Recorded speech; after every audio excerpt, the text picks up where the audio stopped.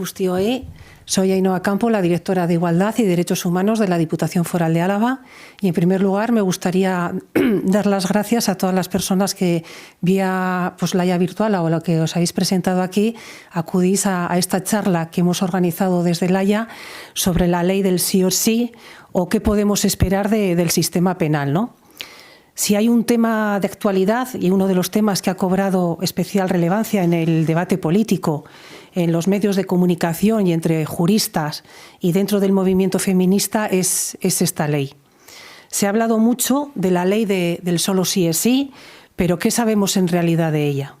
¿Por qué se llama así si el título es la Ley de Garantía Integral de la Libertad Sexual? ¿Qué novedades aporta en la protección de las víctimas sexuales, de violencias sexuales? Y sobre todo, ¿por qué tanto lío con la rebaja de las penas? ¿Estamos depositando demasiada confianza en el sistema penal? Para profundizar en todos estos interrogantes, contamos hoy en este espacio de la IA virtual con Miren Ortubay Fuentes. Miren es doctora en Derecho por la Universidad de Deusto y diplomada en Criminología por la Universidad Complutense de Madrid. Ha ejercido como profesora titular de Derecho Penal de la UPV, donde impartía, entre otras, la asignatura de Violencia contra las Mujeres. Tras sus inicios en el ejercicio libre de la abogacía, fue profesora de la Universidad de Deusto y durante 11 años asesora jurídica del Ararteko, responsable de las áreas de justicia y de igualdad de mujeres y de hombres. Entre otros ámbitos, su investigación se ha centrado en mujeres y en derecho penal. Forma parte, desde hace más de 30 años, también del Fórum Feminista María de Maestu.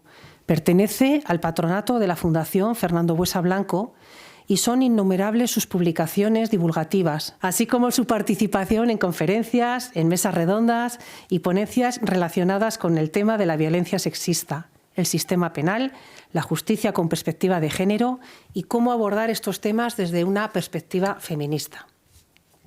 Y una vez hechas las presentaciones, y antes de comenzar, recordar que si queréis participar podéis hacernos llegar a través de vuestras preguntas o reflexiones en directo a través del teléfono 627-404-786 vía WhatsApp o vía Telegram. Y ahora ya sí, le cedo la palabra a Miren. Eskerrik asko. Eskerrik asko, zuri.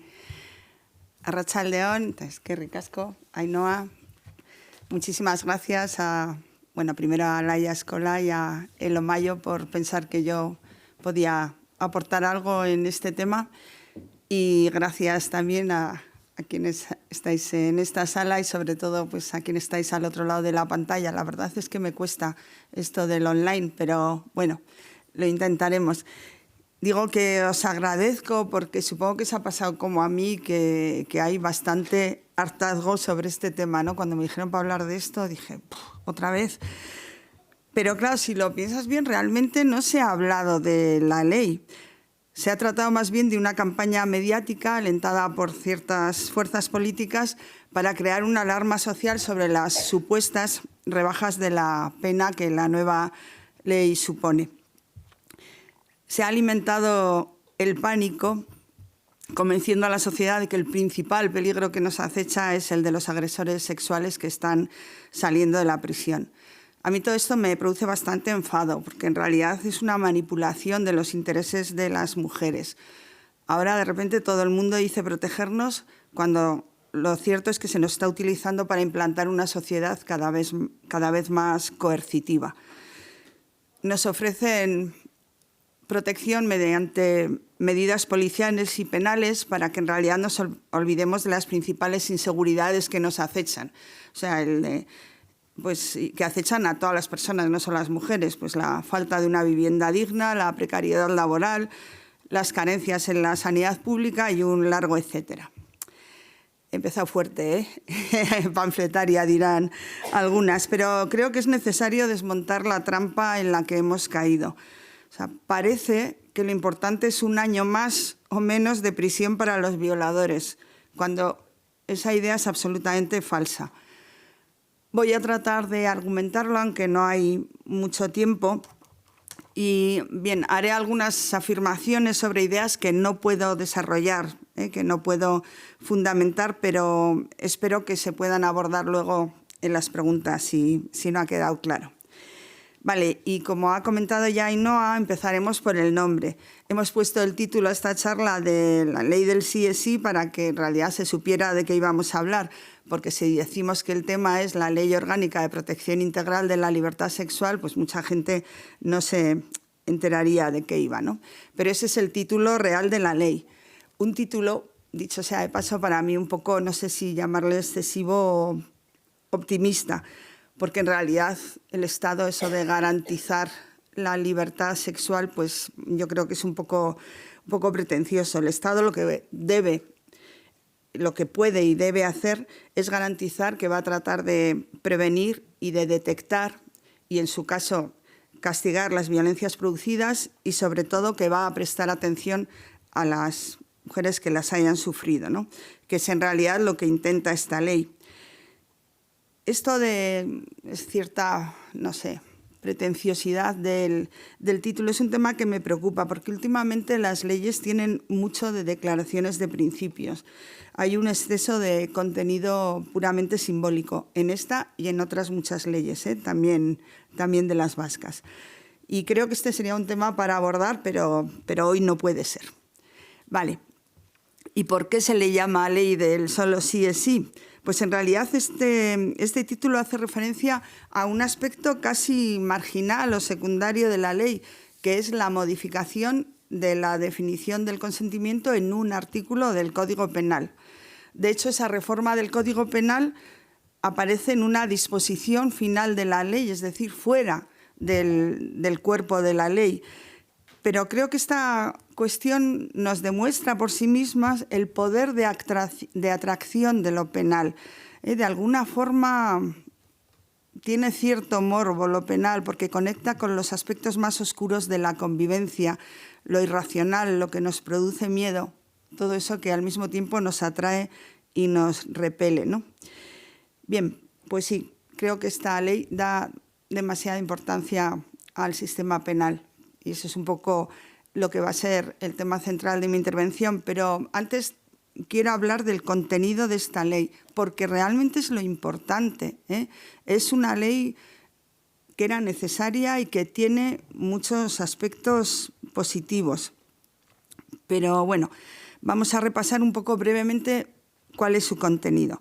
Según el artículo 1, donde establece la finalidad, el objetivo de la ley, dice que es proteger la libertad sexual de todas las personas y erradicar todas las violencias sexuales. Es decir, se pretende dar una respuesta integral a la violencia sexual, unas violencias que definen un sentido muy amplio. Además de las agresiones sexuales, que es de lo que hoy hablaremos, pues también son violencias el acoso, las mutilaciones genitales femeninas, el matrimonio forzado, la trata de personas con fines de explotación sexual, y todas esas manifestaciones se consideran violencia sexual en todos los ámbitos, público, privado y también, y se le da mucha importancia, al ámbito digital.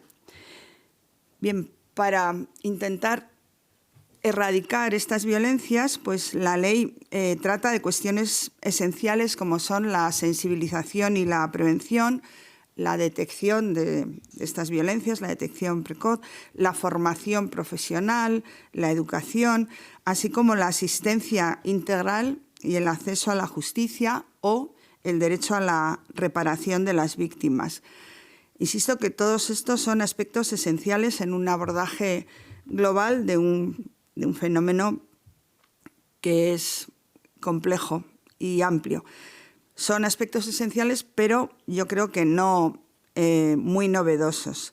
Hay algunas figuras concretas nuevas, pues por ejemplo los centros de atención de crisis de 24 horas, y también se profundiza en el contenido de algunos derechos, por ejemplo el derecho a la reparación. Se ha hecho mucho énfasis en esto, pero en realidad la principal novedad de la reparación, además de la responsabilidad civil de toda la vida, la principal novedad es que quiere garantizar una completa recuperación física, psíquica y social de la persona que ha sufrido la violencia. Pero claro, esta completa recuperación queda condicionada a que las administraciones públicas articulen las medidas necesarias para procurarla. y aquí está, como siempre, el kit de la cuestión, los recursos para conseguir estas finalidades, ¿no?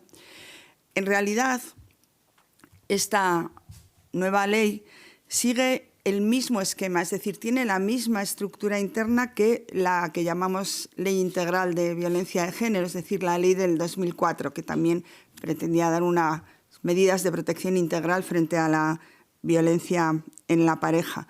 Tiene el mismo esquema, insisto, y corre los mismos riesgos que dicha ley, es decir, presenta, por así decir, las mismas sombras. La primera, en estos años ya 15, casi 20 que llevamos desde la ley del 2004, es precisamente la falta de recursos para poner en marcha aspectos esenciales de la ley, no solo de prevención, formación, sino también algunos recursos. Y es que, como digo muchas veces, publicar las leyes en el BOE es fácil. Aplicarlas de verdad requiere financiación y eso siempre es más difícil. Esperemos que con esta ley no pase pues lo que ya pasó con la Ley Integral del 2004. Pero el otro defecto o sombra que, en mi opinión, afecta a esta ley, lo mismo que a la del 2004, es el protagonismo del sistema penal. Esto, que se ha demostrado con el tiempo que fue el principal error de aquella ley, se ha repetido ahora, porque frente a esa universalidad que se proclama en el título, es decir, proteger la libertad sexual de todas las personas, en realidad lo que se articulan son respuestas para las víctimas de violencias sexuales. Y esta categoría, esta situación, esta calificación de víctima se consigue en la vía penal, es decir, poniendo una denuncia y consiguiendo una condena. Dicho de otra forma, se ha optado por una atención sectorial a las víctimas de determinados delitos y no atender a las personas que sufran determinados daños o necesidades. Es decir, nos fijamos más en el origen, en la causa del daño, que en las necesidades o demandas de las personas.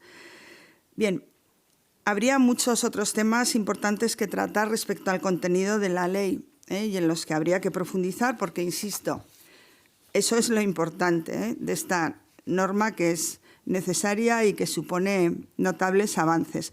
Pero yo voy a hablar de mi libro, como se suele decir. Voy a centrarme en lo que conozco y voy a tratar de explicar las profundas limitaciones que el sistema penal tiene para abordar este tipo de violencias que, como todas sabemos, tienen su origen en un problema estructural. Son el mero síntoma de un problema de fondo, que es la desigualdad, la injusta desigualdad que, por motivos de género, no solo por esos motivos, también la desigualdad tiene otros ejes de discriminación que la producen, pero digo que esta violencia en concreto, su principal origen es la desigualdad de género que existe en nuestra cultura y en nuestra sociedad. Vale. ¿Y por qué digo que esto de que la vía penal sea la principal entrada para acceder a los derechos y a las medidas de protección? Bueno, pues porque el proceso penal resulta un camino muy duro para las mujeres. Bueno, en realidad resulta un camino muy hostil y muy duro para la víctima de cualquier delito, porque en general no satisface las expectativas de las personas que han sufrido un delito. ¿Por qué? Bueno, la principal causa deriva de la misma naturaleza del sistema penal. El sistema penal, a diferencia de otras ramas del derecho, es profundamente vertical, jerárquico, violento, es decir, intensamente patriarcal. Y su principal y casi finalidad exclusiva es el castigo. Eso es lo que sabe hacer el derecho penal y lo que hace, imponer penas cuando alguien ha infringido una ley. Entonces, frente al discurso, frente a lo que se dice, el derecho penal no defiende los intereses de las víctimas, ni su reparación, ni mucho menos procura la emancipación de las mujeres. El derecho penal no es un medio, no es un instrumento de cambio social. Lo que pasa que da por supuesto que quienes denuncian un delito lo que quieren es el castigo para quien lo ha cometido, y eso es lo que les ofrece. Pero realmente las víctimas de cualquier delito igual quieren el castigo, pero desde luego quieren mucho más que ese castigo. Por otra parte, el sistema penal, y aunque esto pueda parecer paradójico, no busca la verdad. No busca la verdad de los hechos, de lo que ha sucedido, y mucho menos del significado que esos hechos han tenido para sus protagonistas, para las personas implicadas. En realidad lo que busca es demostrar la comisión de unos hechos concretos, individualizados, atribuibles a una persona, a un sujeto individual, y que tengan una relevancia penal, es decir, que estén, por así decir, contemplados en la ley penal. Claro, pero lo que interesa al sistema penal, ¿no?, lo que para el sistema penal constituyen algunas agravantes, pues dónde, cómo se ha producido la agresión, muchas veces para las víctimas es lo menos significativo, ¿eh? Es decir, que otra vez los intereses, los enfoques de las víctimas y del sistema no coinciden. Y por otra parte, y en esto tampoco coinciden, el sistema penal no busca la reparación, en el sentido de que no trata, y además no puede buscar eso, no persigue que el infractor reconozca el daño que ha causado y mucho menos que se responsabilice de este, ¿eh? Y el sistema penal tampoco atiende a la vivencia de la persona perjudicada. Insisto, que lo que se trata es de demostrar que unos hechos se han producido, que una persona es responsable de esos hechos y, por tanto, que merece un castigo. Bien, a pesar de las limitaciones que derivan de estas características, como sociedad seguimos anclados en una cultura punitivista donde, como he dicho antes, interesa más el origen del daño, es decir, el delito que se ha cometido para poder castigarlo, interesa eso más que las necesidades y las demandas de quien ha sufrido el daño. En mi opinión, sería absolutamente deseable, incluso necesario, superar esa cultura retributiva. Pero vamos, a corto plazo casi me conformaría con que se evite lo que se llama la victimización secundaria, es decir, los perjuicios y las consecuencias negativas que sufren quienes acuden a solicitar la tutela penal, es decir, quienes acuden a denunciar un delito y a pedir la protección del sistema penal. Precisamente la exposición de motivos de la ley del 22, que es una exposición de motivos muy larga y en la que, insisto, se establecen muchos principios y mucha teoría, por así decir, pues ahí se reconoce como uno de los principales objetivos de la reforma penal el evitar la victimización secundaria. Bien, antes de entrar en ese tema, voy a hacer una breve referencia al pasado. Es decir, para saber de dónde venimos, voy a hacer dos pinceladas de cuál era la respuesta penal a la violencia sexual, pues en épocas anteriores. Porque el derecho penal, como todo el derecho por otra parte, es un reflejo de la sociedad en la que surge. Entonces, el Código Penal franquista lo que hacía era reforzar legalmente la situación subordinada de las mujeres.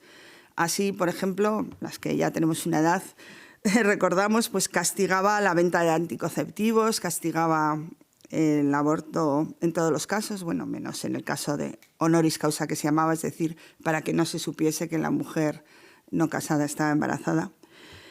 Castigaba solo el adulterio en las mujeres, no en los hombres. Obligaba a las mujeres a obedecer al marido y éste podía corregirlas cuando era díscola. Y permitía, porque apenas castigaba, dar muerte a la mujer sorprendida en adulterio. En este Código Penal, que como veis no era muy favorable para las mujeres, sin embargo se castigaba y mucho la violación. Porque con ese delito se protegía a las mujeres, no. Lo que se protegía era la honestidad, es decir, la honra familiar. Claro, esto tenía, el que se protegiese la honestidad tenía muchas consecuencias, por mencionar dos. Solo se protegía a las mujeres honestas, es decir, que una violación a una prostituta no se castigaba como no era una mujer honesta, pues no había delito contra la honestidad. Pero tampoco se castigaba la violación dentro del matrimonio. Se entendía que solo se castigaban los actos deshonestos y como dentro del matrimonio existía el débito conyugal, pues ninguna acción era deshonesta, y por tanto no se castigaba. Claro, en realidad lo que se protegía era el valor de la mujer en el mercado matrimonial. Claro, si la mujer no era virgen, pues la mercancía estaba devaluada. Por eso había una figura que castigaba, insisto, mucho, como el homicidio exactamente igual, la violación y el resto de ataques sexuales, que entonces se llamaban abusos deshonestos, pues apenas se castigaban. ¿Y qué era la violación? Pues se consideraba violación, según el código, yacer con mujer, es decir, tener una relación sexual vaginal con una mujer, solo con una mujer, en 3 casos: cuando hubiese violencia o intimidación, cuando la mujer estaba privada de sentido, que se entendía pues, si había una discapacidad psíquica o si estaba dormida profundamente, y también cuando fuese una menor de 12 años. Solo eso se consideraba violación. Bien, había en aquel Código Penal 1000 detalles en los que se demostraba claramente que no se protegía a la mujer, sino a la honra familiar y a su titular, el padre de familia. Por ejemplo, si el violador se casaba con la mujer ofendida, pues desaparecía la pena. Bueno, no me puedo detener en todo esto, pero yo creo que es interesante saber de dónde venimos, porque esta figura de la violación permaneció en el Código hasta 1989, es decir, muchos años después de la Constitución. En 1989 hubo una reforma importante, porque entonces se empezó a hablar, y es importante, de la libertad sexual. Y en consecuencia, el sujeto pasivo, el sujeto afectado por la violación, podía ser cualquier persona. También se amplió el concepto, no solo ya se castigaba no se consideraba solo violación cuando había una penetración vaginal, también se consideraba penetración por vía bucal o también la introducción de órganos, otros órganos como los dedos, por ejemplo, u objetos por vía vaginal o anal. Bien, hay un problema de fondo, que a pesar del cambio de mentalidad social que estos cambios reflejaban y que realmente los hubo, pues seguía habiendo una visión absolutamente patriarcal y profundamente androcéntrica de la sexualidad que se reflejaba en aquellas leyes pues, hechas por hombres, para hombres y desde la visión masculina, ¿no? Por ejemplo, bueno, yo suelo decir, puesto que para la masculinidad tradicional lo importante es el pene, es el órgano sexual, pues en los delitos también aquello a lo que se daba más importancia es a que hubiese penetración. Es decir, en este enfoque esencialmente falocrático, que estaba latente en la definición de la violación, es lo que se intenta modificar un poco en el Código Penal del 95, que se llamó el Código Penal de la Democracia, porque aunque llega casi 20 años más tarde que la Constitución, pues es el que recoge esos principios. Vale, ¿cómo se establece en el Código del 95 estas figuras de los ataques a la libertad sexual? Bueno, pues se establecen con 2 criterios de valoración que dan lugar, por así decir, al cruce a 4 figuras que son las que se reflejan en ese cuadro que vais a ver. Se tiene en cuenta, por una parte, la gravedad del ataque a la libertad, a la voluntad, a la seguridad de la mujer. Y entonces se establecen 2 figuras. La agresión, cuando hay violencia o intimidación, por una parte se llaman agresiones sexuales, porque hay violencia, insisto, y por otra parte los abusos, es decir, son el resto de casos en los que no hay consentimiento, pero tampoco hay violencia o intimidación. Y esas 2 grandes figuras, a su vez, se cruzan con otro criterio, que es la intensidad del contacto sexual, es decir, si hay o no hay penetración. Luego, dentro de esas 4 figuras que salen, he puesto abajo en gris lo que se refiere a los menores de edad, que son las mismas figuras pero tienen penas más graves. Bien, al principio, en la primera redacción del Código del 95, el cambio fue bastante notable respecto a la legislación anterior, porque con las penas, con la gradación de las penas, se intentaba reflejar que no siempre la penetración era lo más grave. Es decir, por ejemplo, habría agresiones que, aunque no había penetración, eran agresiones sexuales que resultaban particularmente violentas o humillantes y podían tener más pena que otras que se llamaban abusos sexuales, que aunque hubiese penetración, pues por así decir, era menos lesivo, menos perjudicial para pues, la dignidad y la libertad y la seguridad de las mujeres. Es decir, que se intentaba un poco hacer figuras que se solapaban. Bien, esto ha desaparecido con el tiempo. De hecho, en el cuadro ese veréis que, bueno, ya llevo media hora. Uy, Dios mío, qué lento, pues todavía no he empezado con la reforma. Bueno, bien, ha habido muchas reformas del sistema penal desde el 95 aquí, casi todas en sentido un poco retrógrado desde mi punto de vista, porque han sido simplemente aumentar las penas, recuperar, por ejemplo, el término violación, que había desaparecido por las connotaciones que tenía con el franquismo. Ahora otra vez se ha vuelto a recuperar. Bien, y entonces sobre este esquema de las 4 figuras, ¿cuál es la reforma en la Ley de Garantía de la Libertad Sexual? Hay bastantes cambios que, en mi opinión, siguen la línea punitivista y que siguen reforzando esa idea absolutamente falsa de que más pena significa más protección para las mujeres. Espero que me dé tiempo a entrar en esto. Ahora me voy a centrar en los 2 aspectos más debatidos de la ley. Por una parte, la idea del consentimiento y por otra, la unificación de todos los ataques sexuales en una única figura delictiva. Bien, sobre el consentimiento, ya sabéis que se introduce en un artículo del Código Penal una definición del consentimiento que dice que hay ataque sexual, hay agresión sexual, se le llama siempre que haya un acto sexual sin consentimiento.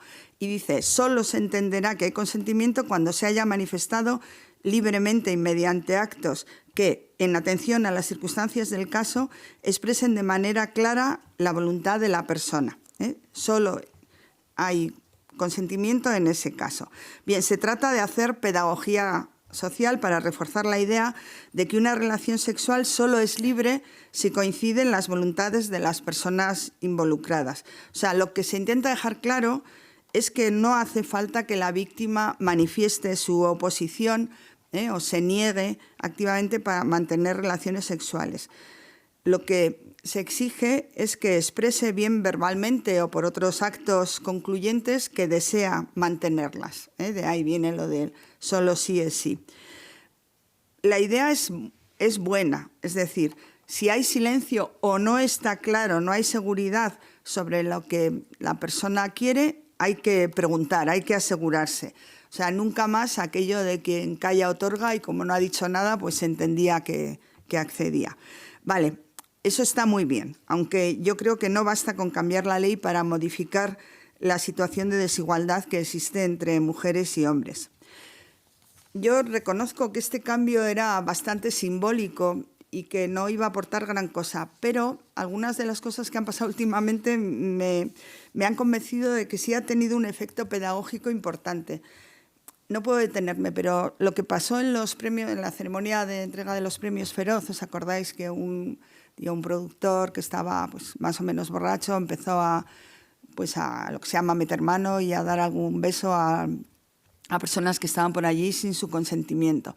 Vale, y estas lo pudieron denunciar y realmente pues, detuvieron o pararon a ese sujeto. A mí me impresionó mucho que Bob Pop, creo que se llama, el cómico, dijo en directo, dice, claro, a mí me había pasado y con esa misma persona, pero yo creía que era la cuota de borracho baboso que tenía que aguantar en todas esas fiestas.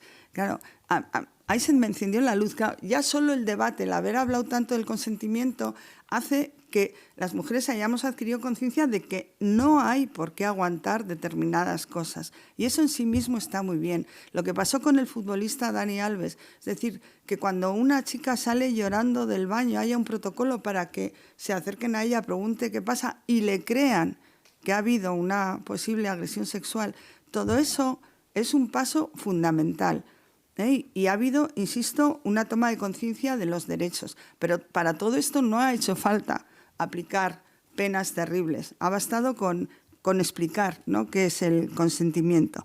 Vale, por otra parte, hay que recordar que aunque en el Código Penal hasta ahora no había una definición explícita del término, es evidente que la falta de consentimiento era el núcleo, era el fundamento de todos los delitos sexuales. Porque parece, por lo que dicen, que antes se exigía que la víctima mostrase su oposición activa. Se habla de que se exigía resistencia, pero eso no es así. La ley no lo exigía, aunque en la mentalidad patriarcal de muchos jueces pues acababan juzgando la reacción de la mujer en vez de la conducta del atacante. Es decir, el juicio se centraba sobre ella, pero eso no era por la ley, sino por cómo la interpretaban algunos jueces. Se han convertido en verdaderas atrocidades. Ahora, bueno, cuando salió no sé si fue una serie o una película sobre el caso Nevenka, aquello fue paradigmático de cómo que el juicio fue sobre ella, ¿no?, y la acusación, y no es el único caso. Pero como vemos, este es un problema que no desaparece solo cambiando la letra de la ley. El problema es que la interpretación que se ha venido haciendo estaba plagada de estereotipos machistas y esto no va a desaparecer con la mera modificación de la definición. No puedo explicarlo, pero esto es un tema muy complejo porque para que haya una condena hacen falta dos cosas. Por una parte, probar que determinados hechos se han cometido y luego una valoración jurídica sobre esos hechos para ver si realmente ha habido una vulneración de la libertad, ¿no? Es decir, si es lícito o es ilícito. Lo primero, la demostración de los hechos con esta ley, con la anterior y con cualquier ley penal, corresponde a quien acusa. La demostración de lo que ha pasado tiene que aportarla quien denuncia, quien acusa. Otra cosa es que la pedagogía social que se está haciendo con el consentimiento ayude a cambiar la valoración de los hechos, es decir, que ahora se centre la atención en el agresor y se le exija que se haya asegurado, ¿no?, de cuál era la voluntad de la víctima. Pero lo que pasó lo tiene que probar quien acusa. Y hay casos fáciles de probar, es decir, alguien que te agrede con un arma por la calle, pues ahí lo difícil será encontrar al agresor y detenerle y demostrar que ha sido él. Pero no hay ninguna duda sobre que no había consentimiento. Pero claro, ese no es el caso más normal. Los casos más normales son los ataques sexuales, los actos no consentidos que se da en personas conocidas, en personas pues, de la misma familia, de la pareja, con amigos o con ligues de esa noche, ¿no? Claro, el amigo que acompaña a una amiga después de una fiesta en la que está bebido y se encuentra mal. Bueno, ya te acompaño hasta casa, ya subo para...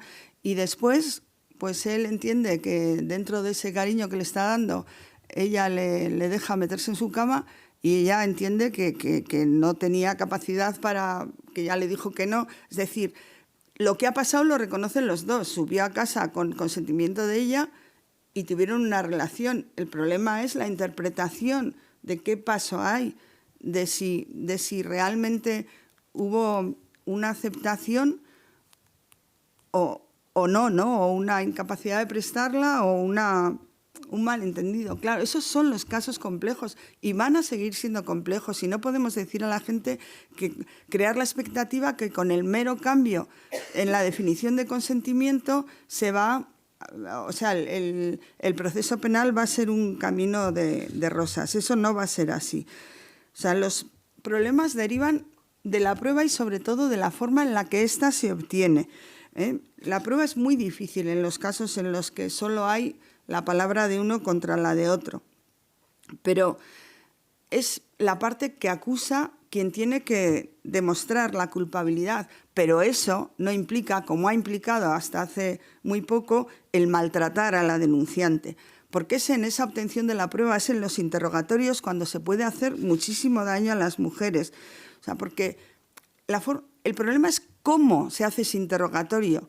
No es tanto que se pregunte, como antes se preguntaba, cómo reaccionó, o qué dijo, o preguntarle, como dice ahora la ley, qué circunstancias concurrentes había para que cuando ella expresó su voluntad, pues quedase clara y manifiesta, ¿no?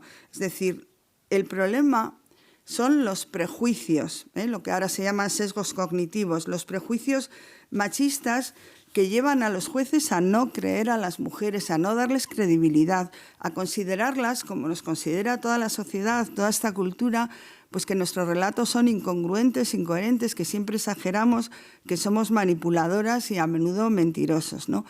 Todo esto, estos prejuicios que llevan a examinar la vida y las actitudes y el comportamiento de las mujeres para ver si son buenas víctimas, es decir, para ver si son víctimas dignas de protección penal, estos son los auténticos problemas y los que no se resuelven con un mero cambio de definición legal. Bueno, hay otros problemas más de fondo y más filosóficos con el consentimiento.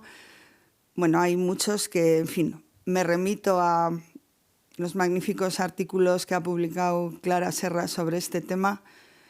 Pues, por ejemplo, el de, creo que se titula La insoportable opacidad del deseo, ¿no? Porque, claro, se habla así del consentimiento y del solo sí es sí, como si las personas supiésemos en todo momento con claridad qué nos gusta, qué no nos gusta, qué queremos, con quién lo queremos y en qué momento, ¿no? Pues no, el deseo es algo mucho más confuso, pues eso, opaco, ¿no? Oscuro. Bueno, luego toda la idea esa contractualista de que todo se puede negociar como si fuésemos personas en igualdad de condiciones para negociar, ignorando las profundas desigualdades que en muchos casos nos llevan a aceptar determinadas situaciones porque no tenemos el suficiente poder para oponernos. Bueno, todos estos problemas de fondo del consentimiento, la idea que en el fondo el consentimiento no empodera a las mujeres porque lo que hace es reforzar la imagen patriarcal de la sexualidad femenina, es decir, siempre pasiva, ¿no?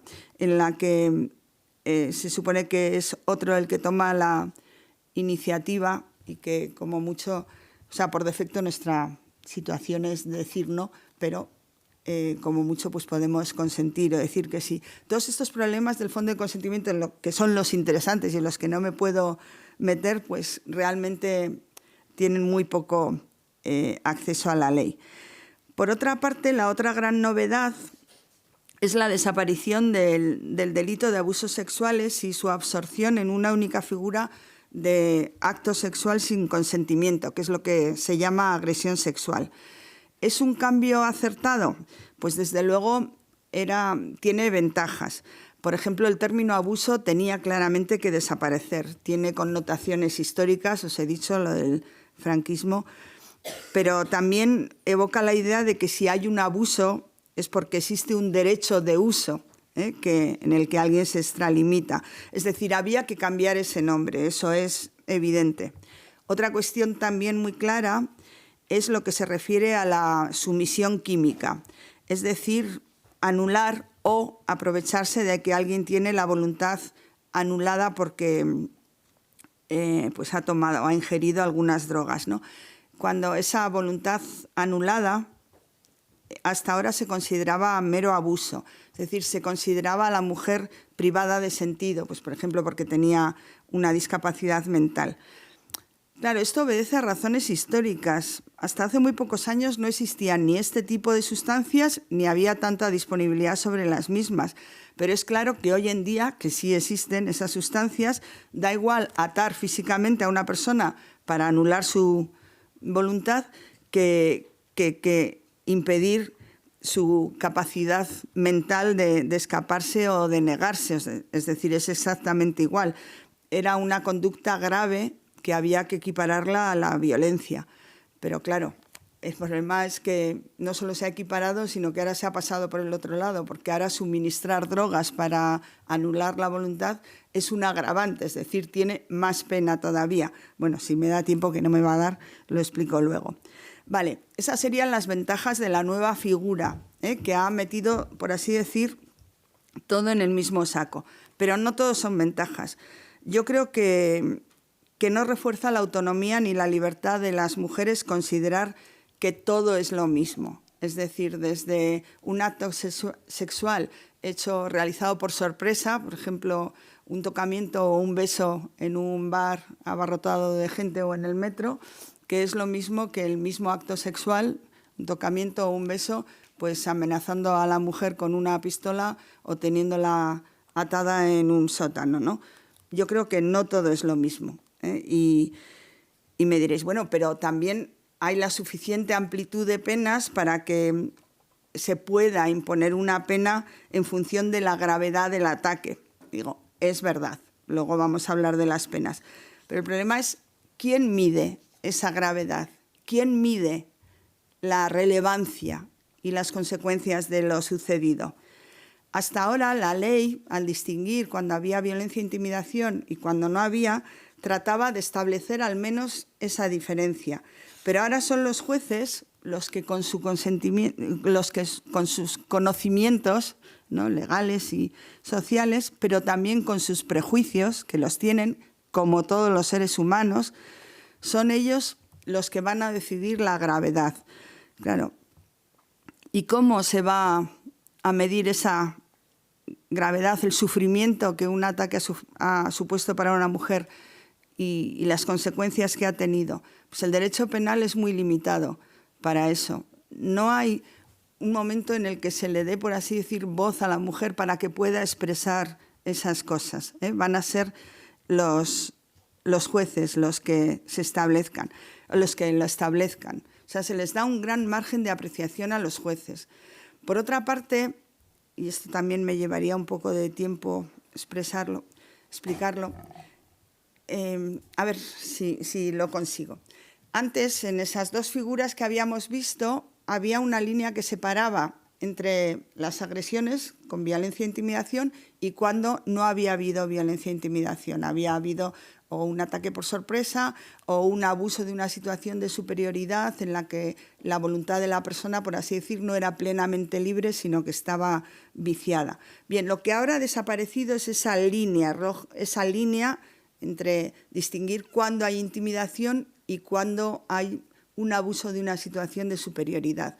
Eso, como se ha metido todo en el mismo saco, ya no hace falta, por así decir, esforzarse en decir si estamos a un lado o estamos al otro lado, ¿eh? Y la pena pues, puede oscilar en función de la gravedad.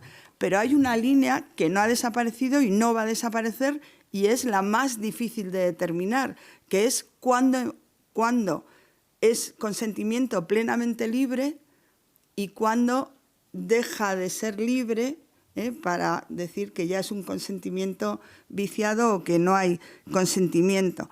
Claro, en los extremos está claro, así como nadie discute que una agresión sexual de un desconocido que te amenaza con un cuchillo en la calle, pues no hay consentimiento, y tampoco nadie discute que cuando dos personas se encuentran y coinciden que las dos quieren lo mismo en el mismo momento, es decir, que coincide su deseo y su voluntad, pues es plenamente libre y no es delito. Pero claro, a partir de ahí, ¿qué pasa cuando en realidad no te apetece o no te apetece eso, pero bueno, pero te da igual porque ya conoces a aquel que está? O no te apetece, pero le quieres al otro y quieres que el otro disfrute, por así decir, quieres hacer eso. O cuando no te apetece nada, pero te apetece más, o te parece mucho más corto y perder menos tiempo, acceder, que estar discutiendo y al final vete a saber. O cuando no quieres que el otro se mosquee. Claro, cuando no quieres que el otro se enfade o te amenace. ¿Dónde de esa progresión entre lo que quiero y me apetece y lo que no quiero y lo hago porque me coaccionan, dónde ponemos el extremo de cuándo empieza el delito? y cuándo empieza un mal polvo. O sea, cuando es algo pues que sin más, que podías haber prescindido o incluso que te ha molestado, pero que no consideras que ha sido una agresión. Y hay muchos más casos. O sea, tú sabes que la otra persona tiene fotos tuyas y las puede difundir, y aunque no te lo diga ni te lo sugiera, pues tú lo sabes. O sabes que es el jefe el que te lo está pidiendo y que seguramente te va a ir mejor si te acuestas con él. O que te puede despedir si no lo haces. ¿Dónde empieza la libre voluntad, que sopesas lo que quieres y accedes, o te estás viendo forzada? Esa es realmente la línea que cuesta delimitar, y ahí no basta solo con las definiciones penales. Claro, los límites no están claros y hay bastantes riesgos. Uno de ellos es que, como hay tanto margen de decisión, ahora todo es igual, desde el acto sexual por sorpresa a la violencia más extrema. Y bueno, pues como hay, además de inseguridad jurídica en esa figura tan amplia, pues se da más apertura a lo que he dicho antes, a los prejuicios, a los sesgos cognitivos de quien juzga. Porque en función, por ejemplo, de cómo se perciba a la víctima, o sea, si es sumisa, si es una mujer digna de protección porque cumple con su rol sexual y social, pues igual se tiende a pensar que el ataque ha sido más grave, mientras que si es una, mujer que se toma sus libertades y va por donde quiere, como quiere y cuando quiere, y se expresa de determinadas formas, pues igual se le considera menos, que el ataque es menos grave. Y lo mismo con el agresor.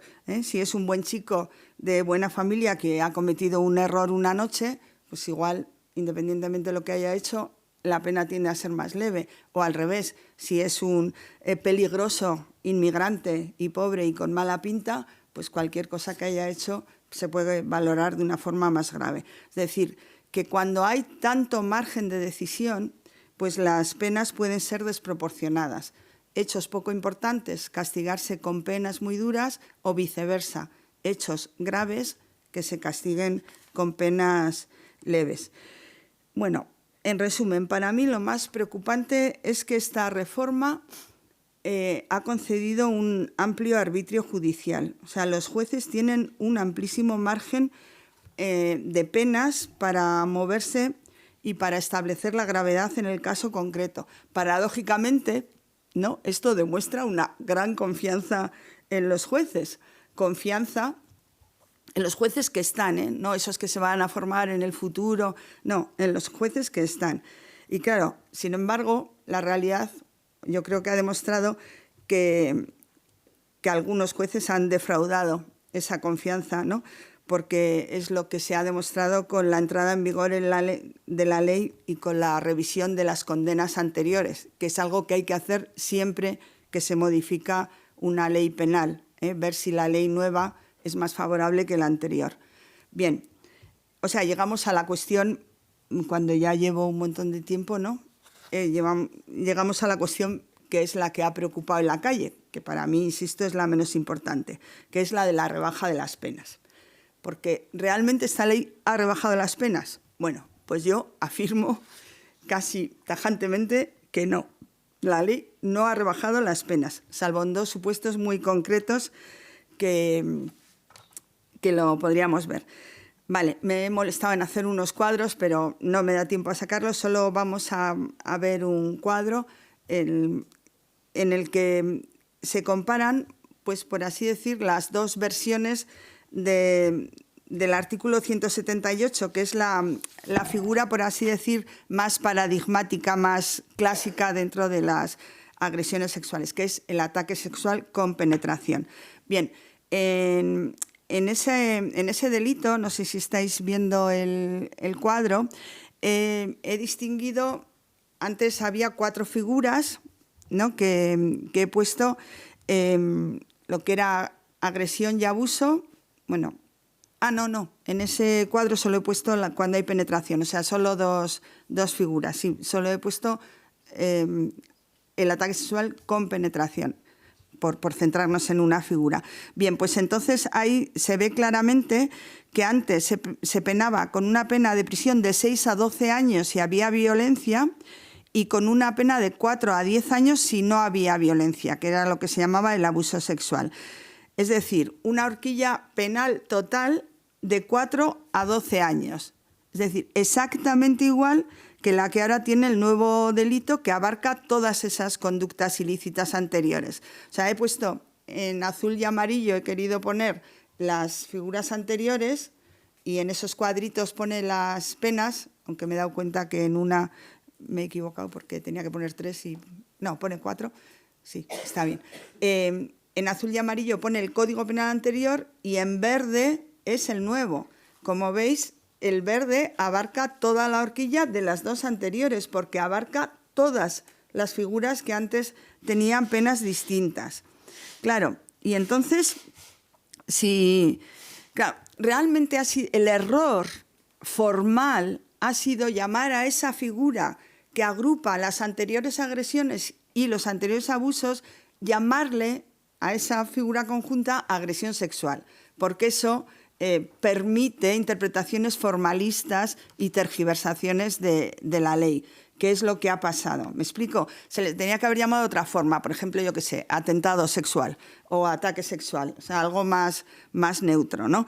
Pero al llamarle agresión, pues ha permitido interpretaciones pues torticeras, que es lo que ha pasado con algunas revisiones de las que han bajado condenas. Porque si la ley apenas ha bajado condenas más que en 2 casos súper específicos y concretos, ¿en qué se han basado esas reducciones que se han producido? Bien, a falta de datos oficiales y específicos, hay que presumir que en algunos muy pocos casos la nueva ley obligaba a rebajar la pena, pero en la mayoría de los casos las reducciones no están justificadas. ¿Y por qué han pasado? Pues en unos casos yo creo que derivan, eso, lo que os digo, de una interpretación puramente formalista de la ley. Como ahora la agresión va de 4 a 12, pues me puedo mover en ese ámbito. Claro, es que antes no se llamaba agresión, pero también se podía mover en ese ámbito. Pero es una interpretación puramente formalista, en unos casos por displicencia, porque hay, como cualquier tipo de personas, también hay jueces vagos. Jueces y juezas vagos que no estudian los casos. Y entonces, que ahora el límite inferior es 4, pues le bajo a 4. En otros casos es, yo creo que una falta de formación jurídica que lleva a ignorar el sentido de la reforma legal. Es decir, lo que se buscaba con esta reforma y entender la integración de 2 figuras distintas en un mismo delito.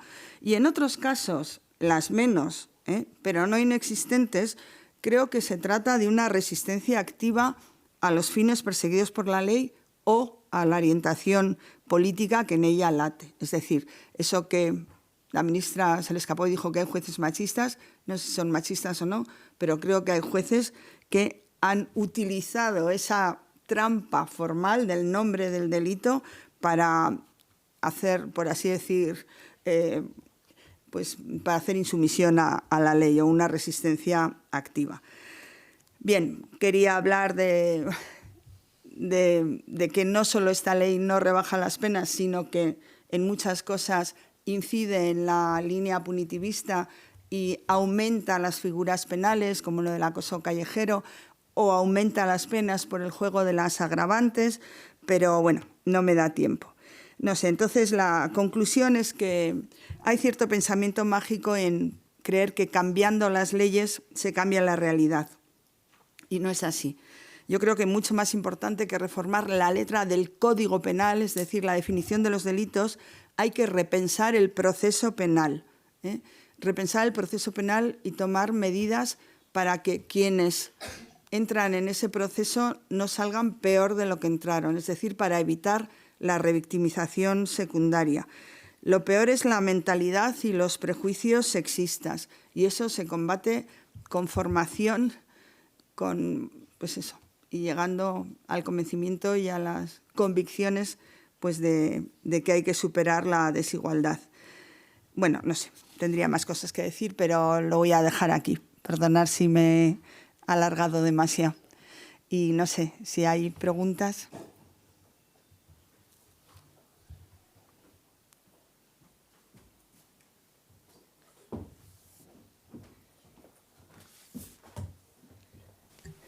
Muchas gracias, Miren. Bueno, si alguien, tanto al otro lado de la pantalla como de los que estáis aquí, queréis realizar alguna pregunta, pues seguro que Miren está encantada de contestar o de aclarar posibles dudas. La verdad que la charla ha sido muy, muy interesante y bueno. Igual un poco intensa. No, yo creo que nos has dado luz a todas. Así que no sé si hay alguna pregunta. Bueno, Miren, como tenemos un poco de tiempo y no te ha dado espacio para poder profundizar en el tema del punitivismo, yo creo que si puedes, estaría bien que nos comentaras cuál es tu opinión sobre si la ley es o no más punitiva que la anterior, porque es todo un debate donde precisamente desde el Ministerio de Igualdad su postura es la contraria, ¿no? Que no han intentado para nada que sea más punitivista, sino reforzar, digamos, lo de precisamente toda la parte anterior que la ley de 2004 profundizaba, ¿no? Entonces, sin embargo, como lo has dejado así en el aire, me gustaría si pudieras que pudieras profundizar.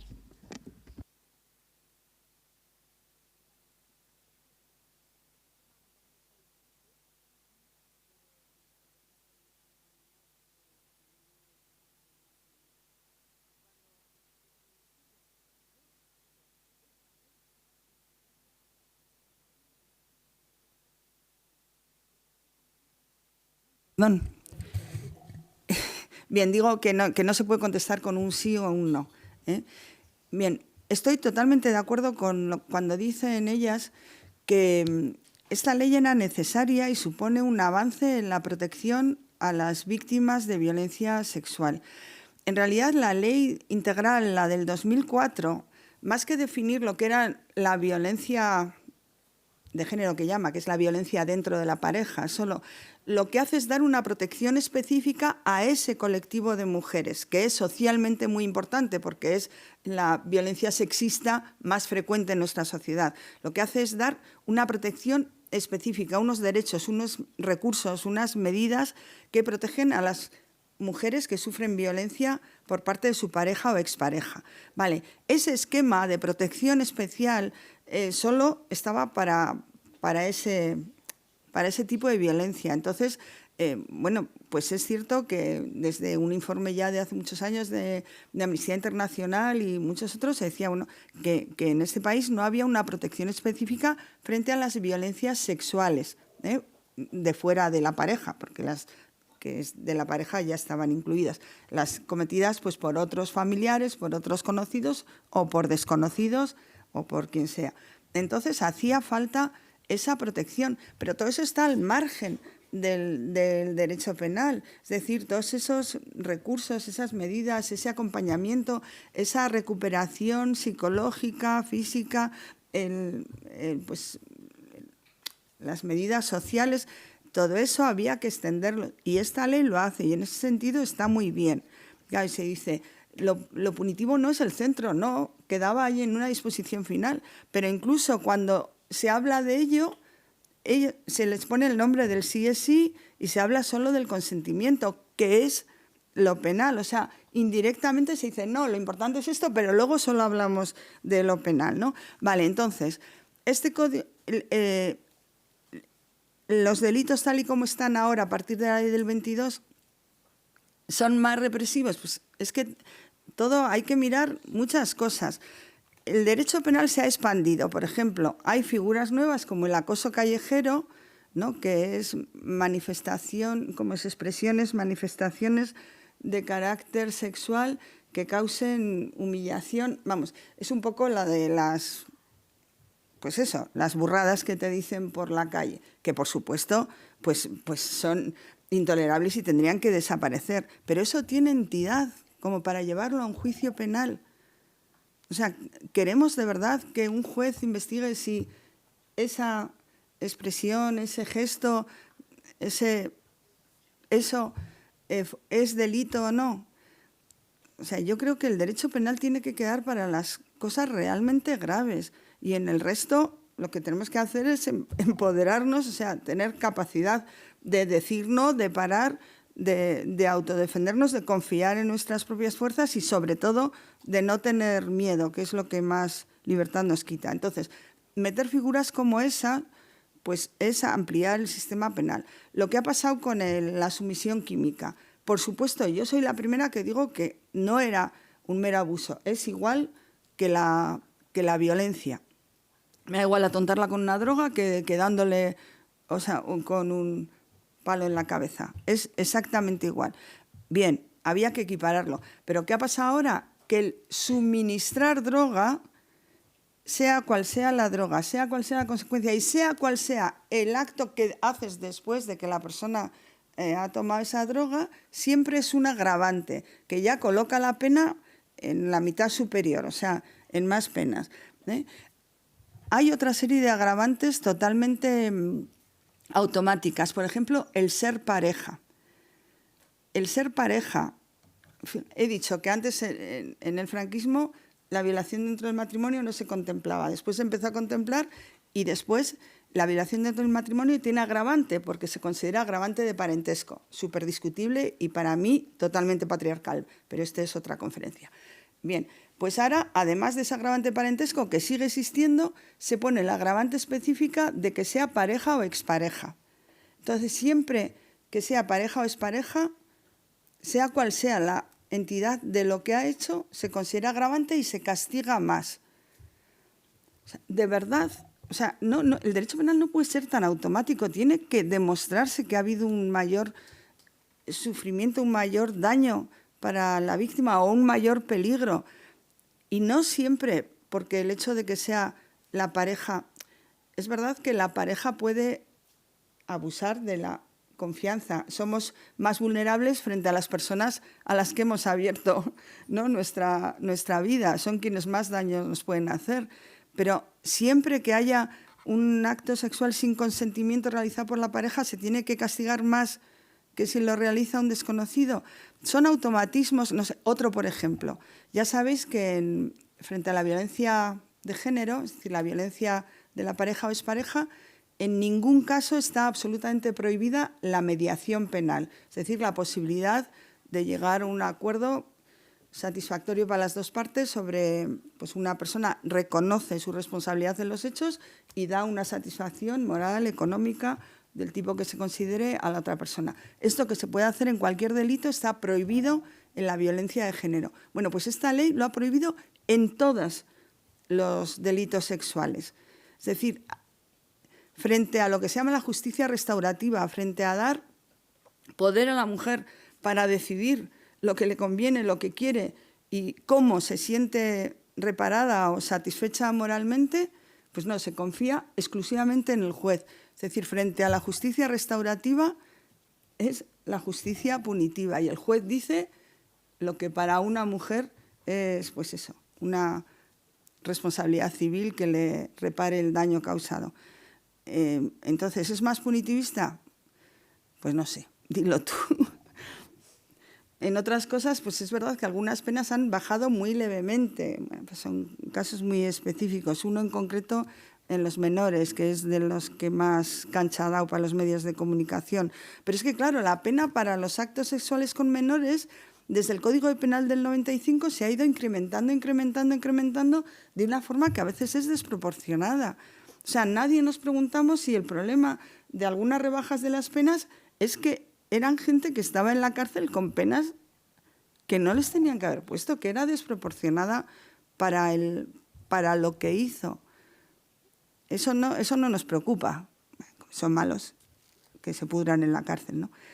Y no sé si tu pregunta, porque claro, tu pregunta puede tener otro sentido, que es qué pienso de la reforma que parece que va a salir de la contrarreforma, o sea, de la reforma sobre la ley del 22, ¿no? Como el problema fundamental era que se habían bajado las penas, problema inexistente y alimentado por los medios de comunicación, como ese era el problema, la solución es subir las penas, ¿no? Y ya está. Y nuevamente nos embarcamos en esa mentira de más penas supone más protección, que es mentira y perjudica a las mujeres.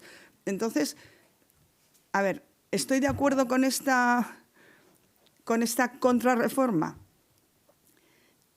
A mí no me convencía el hecho de que todos los ataques a la libertad sexual se contemplasen en un mismo delito.